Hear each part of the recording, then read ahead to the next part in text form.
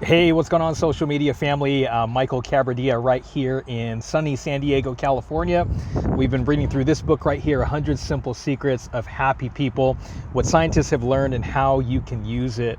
Essentially, we started reading this. There are 100 chapters in this particular book. We're on chapter 74. Chapters are less than 2 pages long. We've been reading them, sharing some insight, and encouraging you to continue the conversation so we can be happier for everybody who's in our lives. We have our special guest here, our newest addition to our family, JJ, and let's see if he can sleep through the entire thing. We'll see what happens. So chapter 74, don't ignore one part of your life. We are happier when all the pieces of our life are generally in good shape, versus when one area we care about is perfect and everything else is falling apart. Notice the way that some organizations make decisions. They make them in separate units rather than thinking about the organization as a whole. A university will assign a first floor classroom for an early morning exam, a final exam, despite the fact that the maintenance crew is at that very same time cutting the grass right outside the window. So why did they do this? The classroom was chosen by the dean because it was precisely the right size for the class. But the maintenance workers were sent out by their manager because it's cooler in the mornings and therefore it's easier for them to work outside. So what's the result though? The two tasks conflict with each other and neither will be a success. The exam is disrupted by the noise and ultimately the lawn cutting is stopped before it's finished to suit the needs of the students. You have an advantage over an organization though. You know all about your needs and your priorities, and your task is to take all of them into account as you pursue your goals. In research on a large group of college students, those who were less likely to link the attainment of a specific goal to their overall mood were 19% more likely to be satisfied. So the chapter is called Don't Ignore One Part of Your Life. So what does this make you think of? And I'm going to adjust him real quickly. But what does this make you think of? I know for myself, I know years ago, I was actually introduced to the different areas of your life and making sure that you actually plan the different areas of your life so that you can have a well-balanced life. And I've heard so many different people say different things like, balance is overrated and things like that. But it's all philosophy, right? And one of the philosophies that I learned in regards to planning in the different areas of your life is that you can have it all as long as you become a master planner. And I've personally have worked from a day planner, a physical one, for quite some time.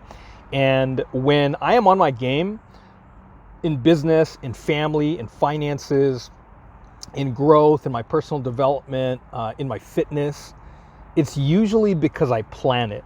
When I plan something and I put it in my calendar, I'm more likely to do it versus if I don't put it in my planner. It's kind of like going to the grocery store, and I've shared this numerous times, but when you go to the grocery store and you have a list of things that you are going to get, let's say 5 things on the list, versus when you go into a grocery store and you don't have a list. If you go without a list, you tend to be not as effective, not as efficient. But when you go in there with a list, you tackle A, you tackle B, you tackle C, D, and E, and whatever else is on the list, and you get it done, you're efficient, you're effective, you're in, you're out.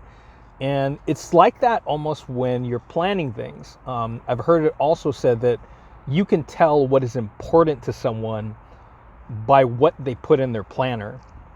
Now, I remember there was a period of time, and it happens every now and then, where in my planner, the only things that I see in there are business related, whether it's our DJ business, our photo booth business, our legal shield business, in building, whatever businesses we have, including my wife's baking business. And that's planned out. But if we don't put family time in there, if we don't put our physical fitness in there, if we don't put time to study in there and grow and personally develop, then guess what? We're telling ourselves that those things are not a priority. But when we make space and time for those things that we deem important, the different areas of our lives, when we are hitting on all cylinders, it really, really does make a huge difference. Now, I know even in our household, as of the recording of this video, our life is a little unbalanced right now because we have a new baby in our household. And that's perfectly okay to be unbalanced in one area or the other, possibly every now and then. But like I mentioned earlier, I can tell when I am off my game in one area of life or the other when I'm not planning. Because what I've learned also from planning is you're actually proactive with your life versus reactive with your life. We want to always encourage each other to be as proactive with our lives as possible versus being reactive with our lives, because when we're being proactive, we're taking the steps towards action, taking action, making sure that we get things done versus just waiting around for things to happen. We can make life happen, or we can watch it pass us by. So what are your thoughts? Feel free to put those in the comment section. Would love to hear your thoughts, what you're thinking about, and if this makes you think of anything. And I think you did a pretty good job. All right. God bless you guys. Take care.